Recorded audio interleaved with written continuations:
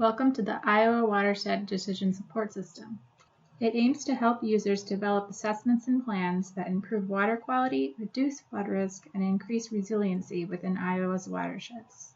Within the Decision Support platform, there are several geographic boundaries one can select to search by their point of interest. Supported through the HUD project, pond simulations can be visualized under specific projects. For the purposes of this demonstration, first a pond simulation will be shown that implements actual points, using Soap Creek as an example. Then a pond simulation utilizing hypothetical points will be visualized for Turkey River. The pond simulation visualizations can be found by first selecting the area of interest under specific projects. Then select Launch Iowa DSS. Next, under the Planning tab and the Scenario Analysis menu selection, select Flood Mitigation Analysis. Within the Flood Mitigation Analysis panel, there's information for pond info, and there's a visualization scenario. The pond info uses ponds for retaining the floodwater in the headwater and is simulated with HEC-HMS. To create a visualization scenario, first select the number of ponds by year. Then choose the precipitation time frame and also the parameter, which is between pond usage and pond retention. To show a visualization scenario using real points, we'll choose the ponds before 1993, which has 12.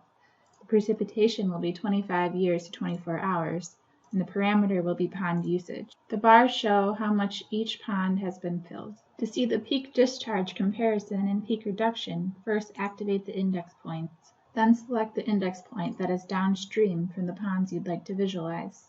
In the peak discharge graph to the right, the blue line represents the impact of having ponds, while the green line represents the impact of not having the ponds. The results are not only shown in this graph, but also there's a table below. While this analysis is being performed, you can easily change the number of ponds so you can see what the effect is of more or less ponds for the same type of storm. For example, if we choose 110 ponds instead of 12 ponds, and then we select an index point that's downstream, we can see that the peak discharge reduction has become greater. This concludes the demonstration for Soap Creek, which uses actual points. Now, the pond visualization scenario will be demonstrated using hypothetical points, which are in Turkey River.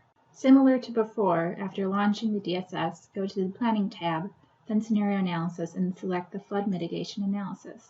Under Pond Info, we can show subbasins without ponds, or we can show subbasins with ponds. Similar to before, we can choose the pond, but this time between small ponds and large ponds. Then choose the precipitation and then choose your parameter between peak discharge and peak discharge reduction. For this example, we'll choose small ponds, precipitation of 50 year to 24 hours, and peak discharge. Next, we would choose to show the index points and select one that's downstream from the ponds we are interested in.